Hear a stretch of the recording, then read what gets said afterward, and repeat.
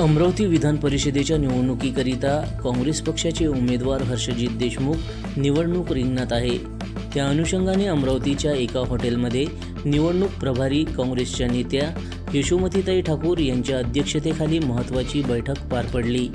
या बैठकीमध्ये महाविकास आघाडीचे उमेदवार हर्षजित देशमुख, काँग्रेसचे खासदार बळवंत वानखेडे, काँग्रेसचे जिल्हाध्यक्ष बबलूभाऊ देशमुख, माजी मंत्री सुनील देशमुख, माजी आमदार वीरेंद्र जगताप उपस्थित होते।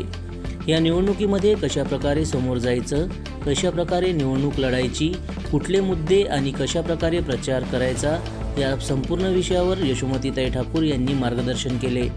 गेल्या 2 टर्मपासून अमरावती विधान परिषदेवर भाजपाचे वर्चस्व आहे।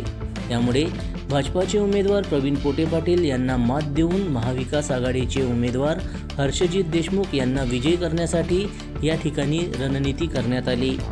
5 तारखेपासून संपूर्ण काँग्रेसचे नेते आणि महाविकास आघाडीची एकजूट दाखवून प्रचाराचा शुभारंभ करणार आहे। जनसमर्थन न्यूज अमरावती।